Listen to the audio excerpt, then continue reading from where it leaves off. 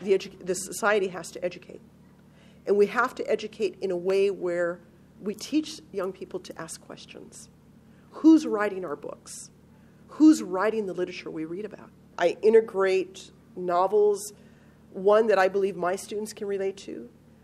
I incorporate writers such as Sandra Cisneros, Gary Soto, Tomas Rivera, African-American writers like Walter Dean Myers. I try to incorporate, I try the composition of my class and bring in literature that they can relate to. When I think of Sister Francina, I think of the teacher that was never boring. She's always made herself seem interesting. She made every subject that she taught interesting so that we can all be involved in it instead of being bored and laying down. And she'd tell us how college is important, and without college, you might not become someone. You need the education. So by summer of 1980, I had enrolled at Cal State Northridge. And M.E.Ch.A made a huge impact on my life because, one, M.E.Ch.A provided a great support system.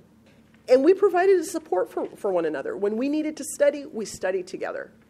If someone didn't have a book, we loaned our book to one another. So as a student, I went to work. I got a job at Pacoima Elementary.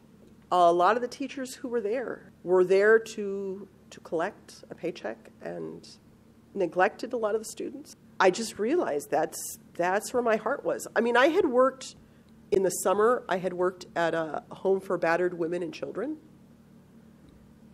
And it was a good job, and it was tough, but I didn't get the same feeling that I did working in the classroom with students. When I was in formation as a sister, the issue of affirmative action came up.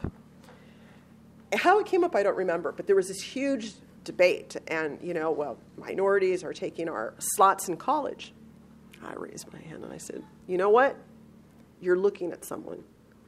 And I said, and I proudly will tell you, I'm an EOP. I was admitted in school under EOP and affirmative action. I didn't take anybody's place. I took the place that my parents, my uncles were all denied. I didn't take anybody's place. I took my rightful place. How long do you think it took to travel from West Africa to the United States? A month, right? A couple months. 3 months. Brian? A month and a half. I'm sure it took more than a week. 2 months.